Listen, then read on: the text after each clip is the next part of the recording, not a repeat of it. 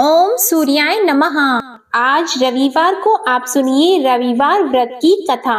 प्राचीन काल में एक राजा था और एक रानी थी। उनके पास सिपाही, घोड़े, दासियां, दास, धन दौलत सब कुछ था, सिर्फ उनकी संतान नहीं थी। इसी कारण वे दोनों राजा रानी बहुत दुखी रहते थे। संतान प्राप्ति के लिए उन्होंने हर तरह के दान, धर्म, धार्मिक अनुष्ठान, जप, मंत्र, पूजा पाठ आदि सब किया, लेकिन इससे उनका कोई फायदा नहीं हुआ। जब राजा और रानी वृद्ध होने लगे तो दोनों को बहुत ही चिंता हो गई। वे दोनों सोच में पड़ गए कि अब हमारे इतने बड़े राज्य का क्या होगा, कौन बनेगा इस राज्य का वारिस, कौन लेगा प्रजा की जिम्मेदारी। राजा और रानी दिन रात इसी चिंता में घुटने लगे। उन्हें खाने और पीने की भी सुध नहीं रहती थी। तो एक सुबह राजा के दरबार में एक साधु आता है तो दासी रानी को इत्तला करती है।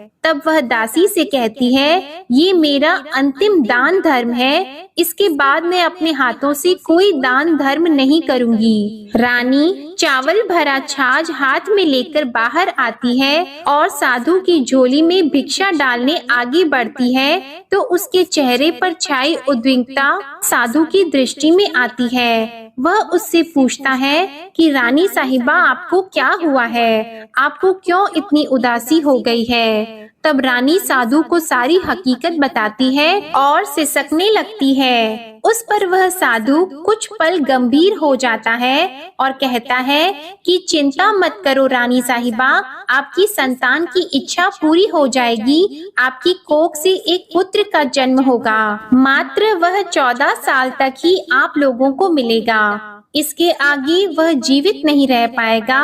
इससे बढ़कर आपको कुछ देना मेरे लिए संभव नहीं है। अपनी बात पूरी करते उसने अपनी झोली में हाथ डाला।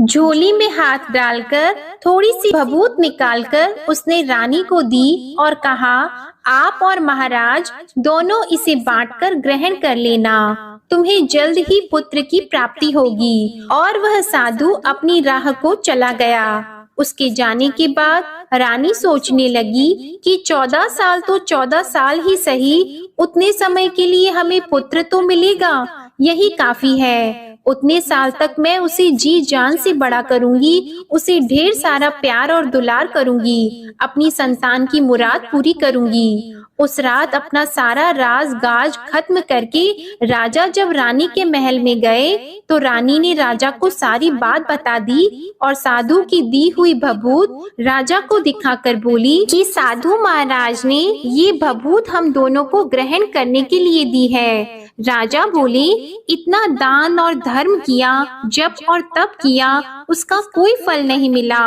अब इस भभूत से हमें क्या संतान प्राप्त होगी। उस पर रानी बोली, जब इतना सब कुछ कर लिया तो अब ये भी सही, क्यों हम उस साधु के क्रोध को बुलावा दें। राजा को अब किसी बात पर विश्वास नहीं था, पर रानी को दुख ना पहुँचे इसलिए वह राजी हो गया। और राजा रानी दोनों नहाते धोते हैं, फिर अपने भगवान का नाम का स्मरण करते हैं, अपने पुरखों को स्मरण करते हैं और उस साधु महाराज का नाम स्मरण करके वह भभूत बांटकर दोनों खाते हैं। उसके बाद दोनों निश्चित होकर सो जाते हैं। तो कुछ दिन गुजर जाते हैं और साधु द्वारा कहे अनुसार रानी गर्भवती हो जाती है। उस पर राजा और रानी दोनों की खुशी गगन में नहीं समाती। राजा रानी से बोलते हैं, महारानी सचमुच साधु महाराज की कृपा हो गई। तो 9 महीने बाद रानी ने एक सुंदर पुत्र को जन्म दिया। राजा ने बड़ी धूमधाम से पुत्र का नामकरण किया। सारे राज्य में 8 दिन तक अनशन तर्पण रखा, उत्सव मनाया गया। आप पुत्र की कुंडली देखने के लिए राज्य के सबसे विद्वान पंडित जी को बुलाया गया। जो कुंडली देखकर पंडित जी बड़े चिंतित हो गए, कहने लगे, महाराज हमारा राजपुत्र सिर्फ 14 साल तक हमारे पास रहेगा। राजा को इस बात की भनक तो थी ही, रानी को भी साधु महाराज की बात याद थी। दोनों चुप रह जाते हैं। उसके बाद राजा और रानी बड़े प्यार से बेटे की परवरिश करते हैं, उसकी हर ख्वाहिश पूरी करते हैं और थोड़े समय के लिए ही सही भगवान ने संतान की अपनी मुराद पूरी कर ली। इससे वे समाधान मानते हैं। राजपुत्र दिन प्रतिदिन बड़ा होता है। जब वह 7 साल का हो जाता है तो राजा एक अच्छे गुरु की नियुक्ति करके उसे पढ़ाई लिखाई घुड़सवारी आदि 12 विद्याओं का शिक्षण देते हैं। जब वह सब शास्त्र विद्या में पारंगत हो जाता है और 12 साल की उम्र का हो जाता है, तब एक अच्छी सी राजकन्या खोजकर उसकी शादी करा देते हैं। तो 2 और साल बीत जाते हैं। बेटा 14 साल का हो जाता है। एक दिन राजपुत्र राजा से बोलता है, पिताजी, मैं अपना सारा राज्य घूमकर देखना चाहता हूँ। आज तक मैंने सिर्फ इस रजवाड़े के अतिरिक्त कुछ देखा नहीं है। बेटे की बात सुनकर राजा चिंतित हो जाते हैं, क्योंकि पुत्र को 14वां साल शुरू हुआ ही था। अब कोई अनहोनी होने का वक्त नजदीक आ पहुंचा था, लेकिन राजा यह सब बातें पुत्र को बता नहीं सकता था। राजा अपने चेहरे पर खुशी लाकर बेटे से कहता है कि हाँ, जरूर जाओ बेटा, तुम्हें अपना सारा राज्य घूमकर देखना चाहिए। कहाँ क्या है ये सब जानना चाहिए। कल मेरे बाद तुम ही को तो राजा बनना है। मात्र एक बात का ध्यान रखें, तुम जहाँ जा रहे हो, क्या कर रहे हो, ये बात अपनी पत्नी को नहीं बताना। पुत्र कहता है, ठीक है पिताजी, आपने जो कहा है मैं वैसा ही करूँगा। राजपुत्र दिन भर अपनी पत्नी के साथ रहता है, खुशियाँ मनाता है और रात को 12 बजे वह उठकर बाहर चला जाता है। फिर सुबह होने से पहले वापस अपने महल में आकर सो जाता है। ऐसा बहुत दिनों तक चलता रहा और पुत्र का 14वां साल खत्म होने में कुछ ही दिन बाकी रहे थे।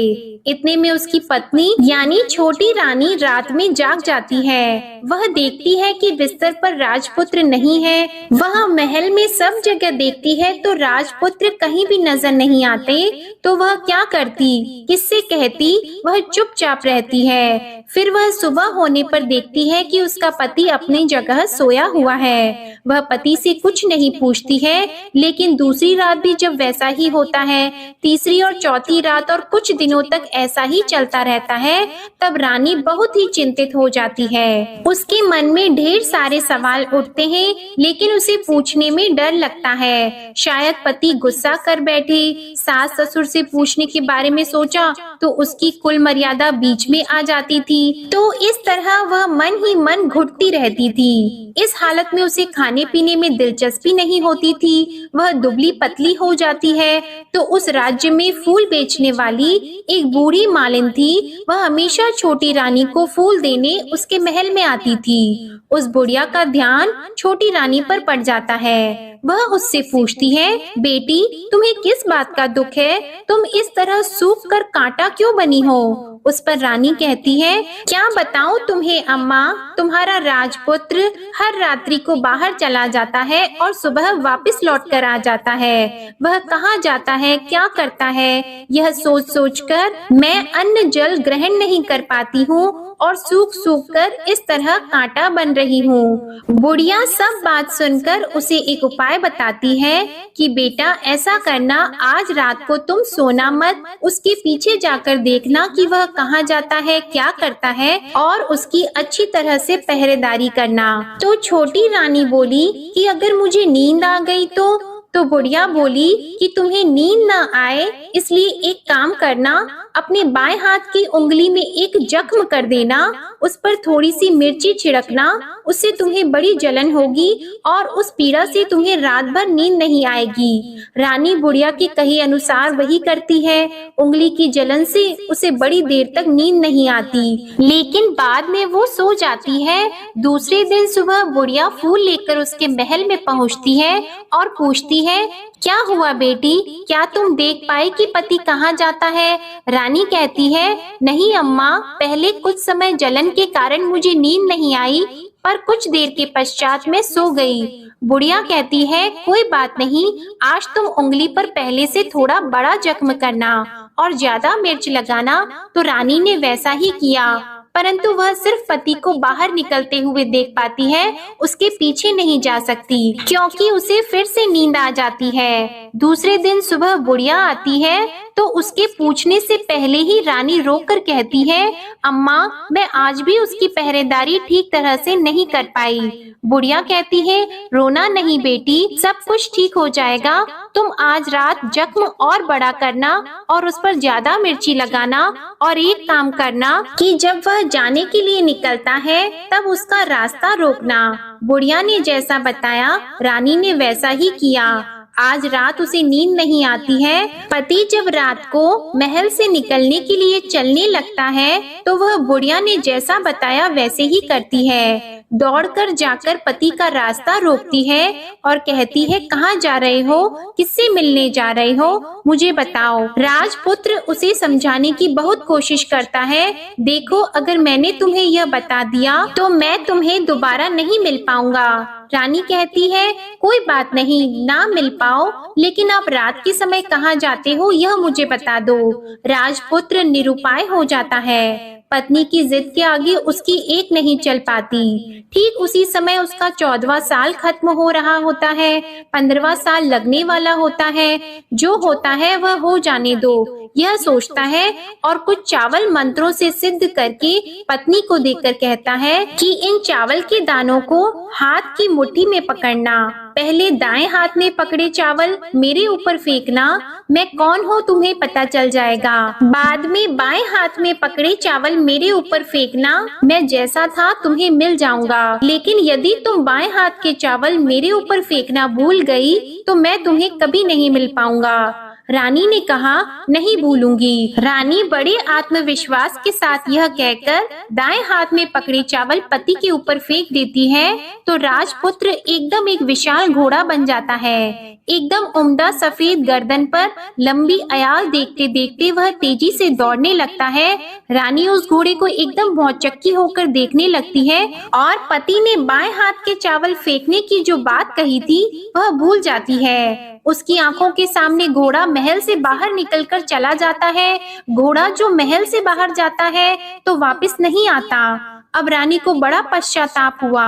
वह स्वयं को कोसने लगती है, लेकिन अब उसका कोई फायदा नहीं होने वाला था। राजपुत्र अब वापस नहीं आने वाला था। सुबह होते ही महाराजा को सब बात पता चली। उन्हें बहुत दुख होता है। वे बिस्तर पकड़ते हैं और राह देखते हैं कि एक दिन उनका बेटा वापस आ जाए। इस तरह 1 महीना गुजरता है, 3 महीने गुजरते हैं, आखिर 6 महीने पूरे हो जाते हैं। राजपुत्र का कोई अता पता नहीं चलता। प्रधान राजपुत्र को ढूंढने के लिए राज्य के गांव-गांव सिपाही भेजता है, लेकिन उन्हें कोई सफलता नहीं मिलती। इधर रानी अपनी हठ के कारण पति गायब हो गया है, ये सोचकर स्वयं को मन ही मन कोसती है और प्रण लेती है कि कुछ भी करके पति को ढूंढ कर लाएगी और उसे वापस घर लेकर आएगी। एक दिन सुबह उठकर सास ससुर के महल में जाती है और कहती है कि मैं अपने पति की खोज में जा रही हूँ। महाराजा को और क्या चाहिए था, कुछ भी करके उनका बेटा उन्हें वापस मिलने चाहिए था। वे बहू को जाने की अनुमति देकर कहने लगी, बेटी तुम्हें जो चाहे वह करो, जहाँ जाना है वहाँ जाओ, लेकिन हमारे बेटे को वापस लेकर आओ। अब रानी अपना शाही भेष बदलकर एक सेठानी बन जाती है। कुछ दासियों को, कुछ नौकरों को साथ ले लेती है, कुछ सामान साथ ले लेती है और राज्य की सीमा पर जाकर वहाँ एक भोजनालय खोल देती है। वहाँ आने वाले सब यात्रियों को खाना मुफ्त में देने लगती है। मात्र एक शर्त रखी कि खाने वाले को उसकी देखी हुई कोई अजीब चीज उसकी मालकिन को यानी राजकन्या को बतानी पड़ेगी, तो वहाँ आने वाला हर नागरिक अपनी तरफ से मैंने ये देखा, मैंने वह देखा कहकर वहाँ से मुफ्त खाना खाकर जाता था। परंतु रानी को जो बात चाहिए थी वह अब तक नहीं मिली थी। ऐसे ही कुछ दिन बीत गए तो रानी के महल में फूल लेकर जाने वाली बुढ़िया के एक बेटा और बहू थे। उनका एक छोटा बेटा था, यानी बुढ़िया का एक पोता था। तो बेटा और बहू सुबह काम के लिए निकलते थे तो पोते को संभालने की जिम्मेदारी बुढ़िया पर रहती थी। दिन भर पोते को संभालती थी। एक दिन बुढ़िया को पान खाने की आदत थी, तो पान लगाने के लिए चूना चाहिए था। वह उसे तैयार करने के लिए सीपी लेकर आई। इन सीपियों को भूनने के लिए गोबर के कंडे चाहिए थे। कंडे इकट्ठा करने के लिए वह बांस की टोकरी लेकर चरवाहे के मैदान में गई। वहाँ बहुत सारे कंडे थे। उन्हें जमा करते करते उसे घर आने में अंधेरा हो गया। इस ओर शाम होते ही काम से वापस आकर बेटा और बहू घर पहुँचे तो देखा कि बच्चा घर पर अकेला है और रो रहा है। वे दोनों गुस्से से लाल पीले हो गए।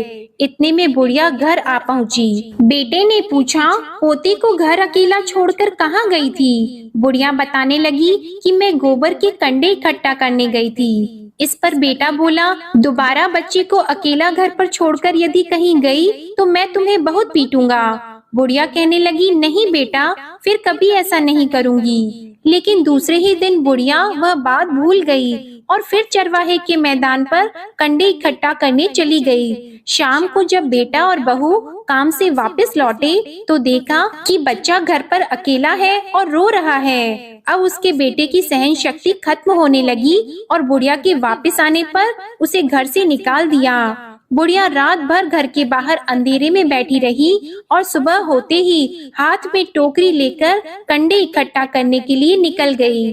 उस दिन उस पर कंडे इकट्ठा करने का मानो पागलपन सवार हो गया था। कंडे इकट्ठा करते करते जब अंधेरा हो गया उसे मालूम ही नहीं चला। उसे जब ध्यान आया तो गांव का रास्ता भी ठीक तरह से दिखाई नहीं दे रहा था। वह अंधेरे में आंखें फाड़कर देखती देखती किसी तरह आगे निकल पड़ी तो एक कपिला गाय छन छन की आवाज करते गली की घंटी बजाते ठुमक कर उस मैदान पर आ गई। उसे देखकर बुढ़िया सोचने लगी कि इस गाय के पीछे पीछे जाऊंगी तो गांव तक पहुंच जाऊंगी। तब बुढ़िया उसके पीछे पीछे जाने लगी। वह गाय उस मैदान से लेकर एक एक करके 6 मैदान पार करती है। आखिर में वह 7वें मैदान तक पहुंचती है तो क्या होता है कि उस मैदान पर एक बड़ा सा पत्थर है। गाय जाकर उस पत्थर को अपना सींग मारती है। जब गाय ने सींग मारा तो वह पत्थर दूर हट गया और पाताल में नीचे जाने की सीढ़ियां दिखाई देने लगी। तब वह गाय उन सीढ़ियों से नीचे जाने लगी। बुढ़िया वह सब देख रही थी और झट से जाके गाय की पूंछ को पकड़ लिया। वह गाय के साथ नीचे पाताल में पहुंच गई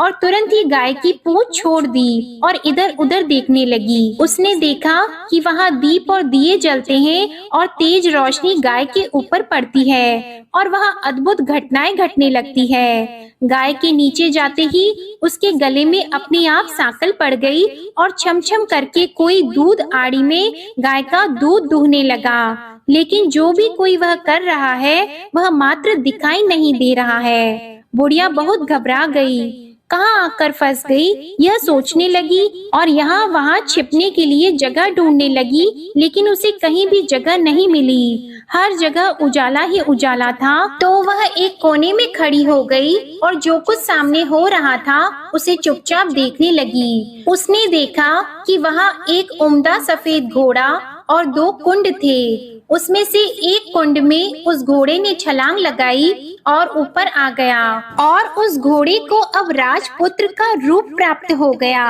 उसने दूसरे कुंड के पानी में स्नान किया, वहाँ रखे नए कपड़े पहने और नजदीक ही एक सुंदर पलंग था, उस पर आकर वह बैठ गया। उसके सामने अपने आप 5 पकवानों की थाली आ गई। दूध की एक प्याली भी आ गई, 5 सुपारी आ गई। उसके सामने एक दिया जलता रहा और राजपुत्र ने खाना खाया, पानी पिया, 5 सुपारी खाई और बिस्तर पर लेट जाने से पहले सूर्य देव का स्मरण करके सामने जलते हुए दिए से पूछा, हे दीपंकर, मेरे माता पिता क्या कर रहे हैं? दिया बताने लगा, बेटे के शोक में डूबे हैं। राज कौन संभाल रहा है? तो उसने बोला कि राज्य प्रधान संभालते हैं। उसने पूछा कि मेरी पत्नी क्या करती है? तो दिए ने बोला कि उसने चौराहे पर भोजनालय शुरू किया है और आते जाते लोगों से वह नई खबर के बारे में पूछती रहती है। दिए के यों कहते ही राजपुत्र कहने लगा कि ठीक है। उसके बाद वह सो गया बुढ़िया कोने में खड़ी हुई सब देख रही थी। ऐसी अद्भुत घटना उसने जिंदगी में पहली बार देखी थी। उसे अंदर ही अंदर चुलबुलाहट होने लगी। वह अपनी भूख प्यास भूल गई और आगे क्या होता है कि उसे उत्सुकता से देखने लगती है। लेकिन उसके बाद और कुछ घटनाएं नहीं घटती। रात गुजर गई और सुबह हो गई। पलंग पर सोया हुआ राजपुत्र उठा और फिर से पहले वाले कुंड में छलांग लगाई। तो अब वह फिर से घोड़ा बनकर कुंड से बाहर आ गया। वह तेजी से उच्च पाताल नगरी से बाहर निकल गया, लेकिन वह कहाँ गया बुढ़िया को कुछ पता नहीं चला। उसके बाद पिछली रात की तरह कोई उस गाय को छमछम करके दूध दोहने लगा। जैसे ही दूध दोहना खत्म हुआ, उसके गले की सांकल अपने आप खुल गई और वह गाय तेजी से ऊपर जाने लगी, सीढ़ियों की ओर भागने लगी। गाय को दौड़ता देखकर बुढ़िया सोचने लगी कि अब गाय के साथ यहाँ से ऊपर जाना ही समझदारी होगी, नहीं तो कोई मुसीबत आकर उसके ऊपर टपक जाएगी। झट से उसने गाय की पूंछ पकड़ ली और गाय के साथ ऊपर आ गई। गाय जब मैदान में पहुंची तो उस सुरंग का रास्ता अपने आप बंद हो गया और उसके मुंह पर एक बड़ा सा पत्थर पहले की तरह खड़ा हो गया। ऊपर आकर वह गाय जंगल की ओर निकल गई। इधर बुढ़िया एकदम बावली सी हो गई। उसने पाताल नगरी में जो कुछ देखा था वह जल्द से जल्द किसी को बताने के लिए उतावली हो गई। उसे एकदम याद आया कि नगर की सीमा पार कोई औरत भोजनालय चलाती है और नई बात बताने वालों को अच्छा खाना पीना मुफ्त में देती है। वह सोचने लगी कि क्यों न मैं ये बात उस औरत को जाकर बताऊं। यदि उसे ये बात पसंद आ गई तो बाकी जीवन खाने पीने के झंझट से मुक्ति मिल जाएगी। बुढ़िया ने मन में तय किया और तुरंत उस भोजनालय के द्वार पर टंगे नगाड़े के सामने खड़ी हो गई और जोर जोर से नगाड़ा बजाना शुरू कर दिया।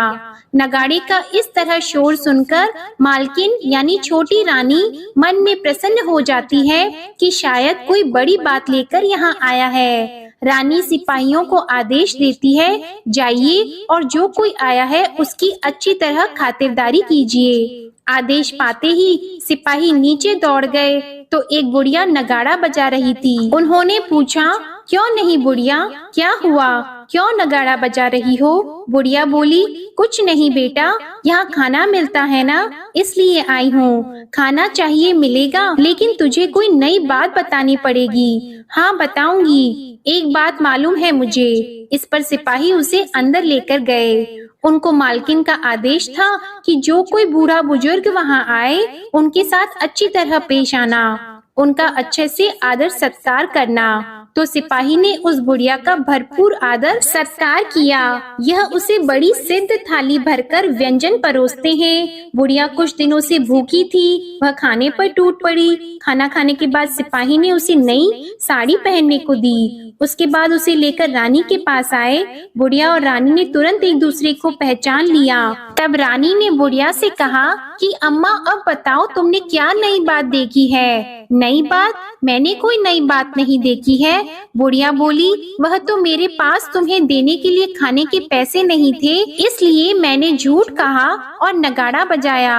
रानी ने कहा, अम्मा घबराना नहीं, मैं किसी को तुम्हारा नाम नहीं बताऊंगी। फिर भी बुढ़िया ने कहा कि मेरे पास कोई नई बात नहीं है। इस पर रानी ने उससे कहा, देखो अम्मा, यदि तुमने मुझे वह नई बात बताई तो जिंदगी भर मैं तुम्हारी देखभाल करूंगी और तुम्हें रानी माता की तरह रखूंगी। अब बुढ़िया बताने को तैयार हो गई। उसने जो कुछ उस चारागाह वाले मैदान पर देखा था वह सब कुछ कुंवर रानी को बता दिया। बुढ़िया की वे बातें सुनकर कुंवरनी को यकीन हो गया कि वह राजपुत्र उसी का पति है। वह तुरंत बुढ़िया से कहने लगी कि अब माँ मुझे उस जगह पर ले चलो। तब बुढ़िया बोली, नहीं बेटी, वह पाताल राज्य है, सांप है। यदि किसी ने तुम्हें देख लिया तो तुम्हारी जान खतरे में पड़ सकती है। लेकिन रानी उसकी एक भी नहीं सुनती, उसे उस जगह ले जाने के लिए हठ करने लगी। आखिर में बुढ़िया ने उसका कहना मान लिया और कहने लगी, ठीक है, मैं तुम्हें वहाँ ले जा सकती हूँ, पर आज नहीं,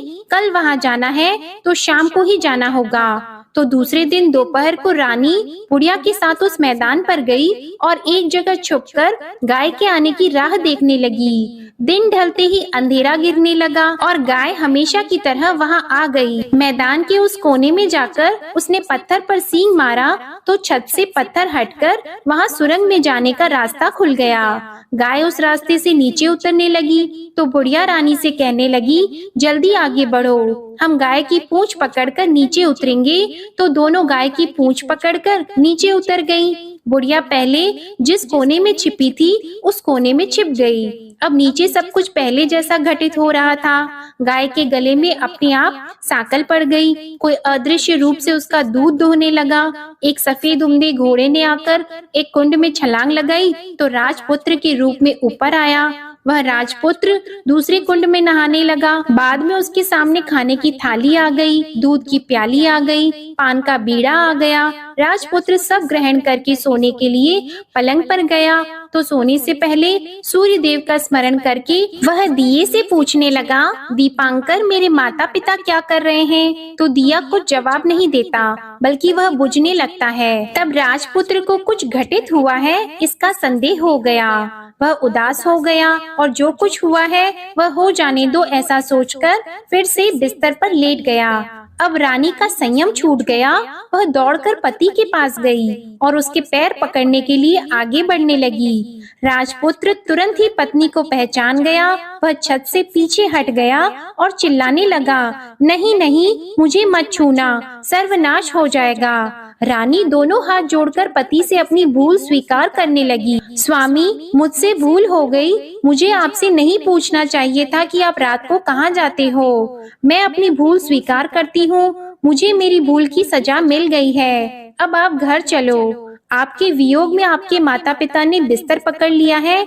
आपकी प्रजा भी बहुत दुखी है। उस पर राजपुत्र कहने लगा, वही तो एक बार तुम गलती कर बैठी हो, अब दोबारा मत करना, नहीं तो अब मैं तुम्हें जो दिख रहा हूँ वह अभी नहीं दिखूंगा। रानी अब विलाप करने लगी, जोर जोर से जमीन पर सिर पटकने लगी। राजपुत्र के मन में उसके प्रति दया उत्पन्न हो गई। वह उससे कहने लगा, यदि तुम मुझे पाना चाहती हो तो तुम्हें एक काम करना होगा। काम कठिन है लेकिन वह तुम्हें अकेले ही करना होगा। रानी ने कहा, कहो स्वामी, कितना भी कठिन काम हो मैं वह पूर्ण करूंगी। रानी कहने लगी। इस पर राजपुत्र ने उसे बताया, इस पाताल से ऊपर जाते ही तुम्हें एक घना जंगल नजर आएगा।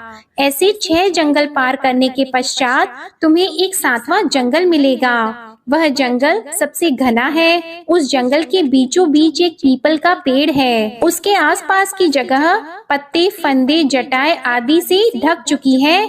वहाँ बाघ, शेर, सांप और भालू बैठते हैं। तुम्हें उन सबको भगाकर वह जगह साफ करनी है। उसको गोबर से लिपाई करके पवित्र बनाना है, रंगोली से सजाना है। उसके बाद वहाँ धूप, कपूर, अगरबत्ती जलानी है। फूल और कुमकुम से पेड़ की पूजा करनी है। दूध और दही से बने चावल का भोग चढ़ाना है। ये सब तुम्हें दोपहर को 12 बजे से पहले करना है। 12 बजने के समय तुम्हें उस जगह पर बैठकर सूर्य भगवान का ध्यान करना है। ठीक 12 बजे सूर्य भगवान का रथ वहां उतरेगा। वे सब देखकर खुश हो जाएंगे और कहेंगे कि जिस किसी ने भी ये सब किया है उसे मैं मनचाहा फल दूंगा। तो तुम सामने जाकर उसके रथ का दाहिना घोड़ा मांगना, मैं तुम्हें मिल जाऊंगा। इतनी बात कहकर राजपुत्र अपने पलंग पर सो गया और छोटी रानी भोर होने की राह देखने लगी। भोर होते ही वह बुढ़िया के साथ गाय की पूंछ पकड़कर ऊपर आ गई। ऊपर आने के बाद वह बुढ़िया से कहने लगी, अम्मा, अब मैं अकेले ही आगे जाऊंगी, तुम भोजनालय वापस चली जाओ।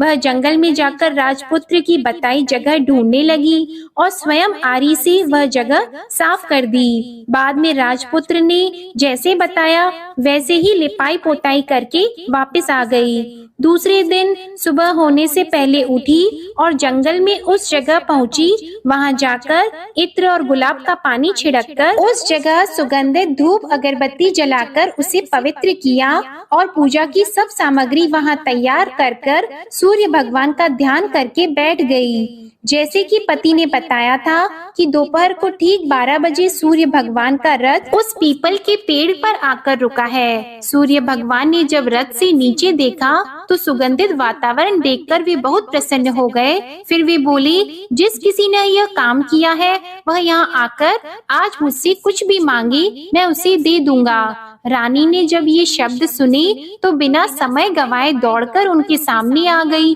और उनको साष्टांग नमस्कार करके बोली, भगवान वह मैं ही हूँ, मैंने ही यह जगह साफ की है। अच्छा, तो तुम्हें जो चाहिए वह मांगो। भगवान, मुझे आपके रथ का दाहिना घोड़ा चाहिए। सूर्य भगवान बोले, नहीं नहीं, मैं तुम्हें और कुछ भी दे सकता हूँ, लेकिन यह घोड़ा नहीं दे सकता। मेरे रथ के 12 घोड़े हैं, तुम चाहो तो कोई और घोड़ा मांग लो, लेकिन यह दाहिना घोड़ा नहीं, वह मैं तुम्हें नहीं दे सकता। छोटी रानी ने एक नहीं सुनी, वह सूर्य देव से एक ही बात कह रही थी, वही दाहिना घोड़ा दे दीजिए, नहीं तो मैं आपके पैरों में गिरकर अपनी जान दे दूंगी। अब सूर्य देव धर्म संकट में पड़ गए। उन्होंने वचन दे दिया था, अब अपने वचन से पलट भी तो नहीं सकते थे। ठीक है, दे दिया तुम्हें घोड़ा, सूर्य देव ने कहा। फिर एक बात और भी कही, देखो मैंने तुम्हें घोड़ा तो दे दिया है, लेकिन वह तुम्हें यहाँ नहीं मिलेगा, तुम्हें उसे पाताल में जाकर लाना होगा। रानी बोली, पाताल में ही क्यों भगवान, मैं उन्हें पाने के लिए कहीं भी जा सकती हूँ। रानी को वचन देकर सूर्य देव अपने मार्ग को चले गए और इधर रानी जंगल से अपने भोजनालय में आ गई। फिर वह बुढ़िया को लेकर उस मैदान पर आ गई और जल्दी ही शाम हो गई। शाम होते ही वहाँ वह गाय आ गई और उसने सींग मारकर सुरंग का पत्थर हटाया और नीचे उतरने लगी। रानी और बुढ़िया जल्दी जल्दी उसकी पूंछ पकड़कर नीचे उतर गईं। नीचे पाताल में सब घटनाएं पहले की तरह ही घटने लगी। घोड़े का एक कुंड में नहाकर राजपुत्र बन जाना, नहा धोकर पलंग पर जाकर बैठना, तो उसे खाने की थाली, दूध की प्याली आना, पान का बीड़ा आना। लेकिन आज एक नई बात घटी। आज 2-2 थाली, 2-2 दूध की प्याली और 2-2 पान के बीड़े उसके सामने आए। वह कुछ नहीं बोला। अपने हिस्से की थाली खाकर, दूध पीकर और पान का बीड़ा चबाकर वह सोने चला गया और हमेशा की तरह दिए से पूछने लगा, दिए दिए दीपंकर, मेरे माता पिता क्या करते हैं? दिए ने बताया, वे दोनों तुम्हारे शोक में मरने की स्थिति में पहुंच गए हैं। ऐसा? झट से उसकी आंखों में आंसू टपकने लगे। फिर वह पूछने लगा, दिए दिए दीपंकर, मेरा राज्य कौन चला रहा है? तुम्हारा राज्य प्रधान चला रहा है और वह सब कुछ हड़प चुका है। वह प्रजा पर बहुत अत्याचार कर रहा है। यह सुनकर राजपुत्र को बहुत गुस्सा आया। वह गुस्से से अपनी मुट्ठी भींचने लगा। अब वह पूछने लगा, दिए दिए दीपंकर, मेरी पत्नी क्या कर रही है? अब दिया कुछ नहीं बोला और चुप रहा। अब रानी का संयम जवाब दे गया। वह दौड़कर पति के गले लग गई। अब मैं तुम्हें मिल गया। राजपुत्र कहने लगा, सच कहते हो? अब आप फिर से घोड़ा तो नहीं बनोगे ना? नहीं, दोबारा घोड़ा नहीं बनूंगा। तुमने जो इतने सारे कष्ट उठाए हैं मुझे पाने के लिए, इसलिए सूर्य देव ने मुझे सदा के लिए घोड़े के जन्म से मुक्त कर दिया है। राजपुत्र ने बड़े प्यार से कहा और उसे गले लगाया। उसके आंसू पोंछे और कुछ देर के पश्चात सुबह हो गई तो गाय की श्रृंखला टूटकर वह ऊपर भूलोक जाने लगी। रानी, राजपुत्र और बुढ़िया उसकी पूंछ पकड़कर ऊपर आ गए। ऊपर आने पर वे सीधे भोजनालय में पहुँचे। वहाँ का सब सामान लोगों में बांट दिया और उसको ताला लगाकर अपने राज्य में लौट आए। राजपुत्र वापस आता है और उसके तेवर देखकर प्रधान घबरा जाता है। राजपुत्र ने उसे बंदी बनाकर कैद खाने में डाल दिया और राज्य की बागडोर अपने हाथ में ले ली। उसके बाद वह अपने माता पिता को मिलने उनके महल में गया। तब राजपुत्र क्या देखता है कि उसके माता पिता उसके शोक में अस्थि पंजर बने हुए हैं। पुत्र को वापस आया देखकर मरणासन राजा रानी की आंखों से टप टप आंसू बहने लगे। इन दोनों ने पुत्र को गले लगा लिया, उसे प्यार से सहलाया और इतना होने के बाद उनकी सेहत में एकदम सुधार आने लगा। वे अब बिस्तर से उठकर बैठ गए हैं, पुत्र को आशीर्वाद देने लगे हैं। राजपुत्र के आने की खबर तुरंत ही राज्य में फैल गई। प्रजा खुशी से फूली नहीं समाई। प्रजाजन राजमहल के सामने इकट्ठा हो गए। राजपुत्र ने भी उन्हें दर्शन दिए और आज से उन्हें कोई दुख नहीं पहुंचाएगा, ऐसा वचन भी दिया। अब राजा अपने पुत्र का राज्याभिषेक करके उसे सिंहासन पर बिठाता है और बहू को महारानी का दर्जा देता है और स्वयं अपनी पत्नी के साथ ईश्वर स्मरण करते खुशी से दिन बिताता है। महाराजा बना राजपुत्र अच्छी तरह से राज्य चलाने लगा और अपनी पत्नी के साथ सुख शांति से जीवन बिताने लगा। उस बुढ़िया को रानी ने अपने ही पास रख लिया और उसकी अच्छी तरह से देखभाल करने लगी। बुढ़िया और उसके बुढ़ापे के दिन खुशी से गुजरने लगे। प्रेम से बोलिए सूर्य नारायण भगवान की जय। आपको आज की कथा पसंद आए तो वीडियो को लाइक करना मत भूलिएगा, शेयर कीजिएगा, कमेंट में भगवान श्री सूर्य नारायण की जय लिखिएगा और चैनल को भी सब्सक्राइब करिएगा। इसी के साथ आप हमारे चैनल पर मार्गशीर्ष मास महात्म्य की कथाओं को भी जरूर सुनिएगा। आपको ये कथा पसंद आए तो वीडियो को लाइक करके चैनल को जरूर सब्सक्राइब करिएगा। धन्यवाद।